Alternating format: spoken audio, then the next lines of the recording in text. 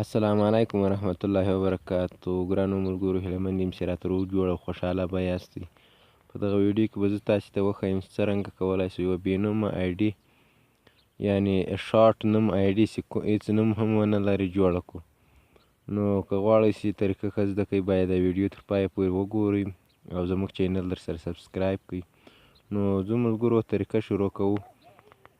د دغه بلانک نیم لپاره، لادیتس نوم لپاره به ما په ډسکریپشن کې یو لینک اچولی، تاسو په هغه لینک باندې کلیک وکړئ.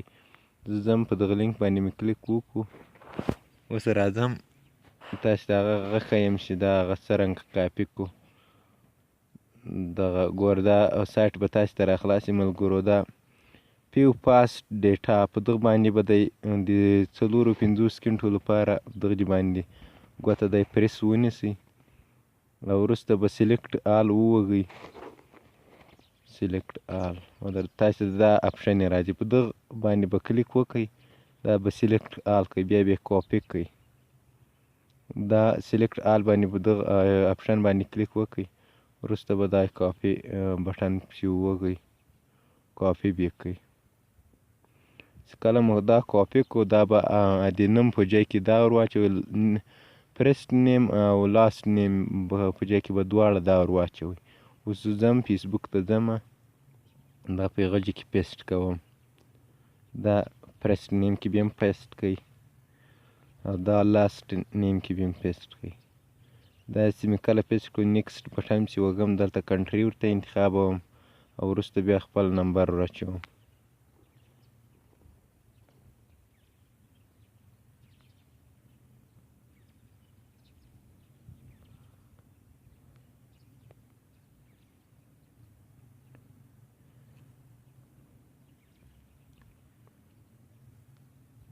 نیکسټ باندې کلیک، برثډې د تولد ورځ ورته پسې انتخابوم، 1994 میل پسې سلیکټ کوم.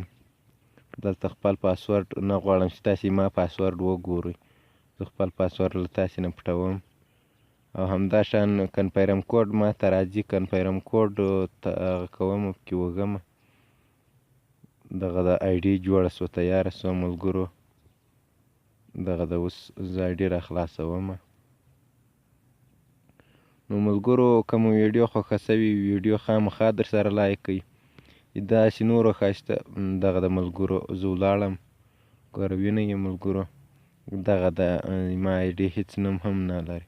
نو ملګرو، که مو ویډیو خوښه سوي، ویډیو خامخا در سره لایک کړئ او د نورو ښایسته جالبو او خوندورو نوو طریقو لپاره زموږ چینل در سره سبسکرایب کړئ. هیله ده چې طریقه مو د خوښې وړ ګرځېدلې وي. مننه د ویډیو له کتلو.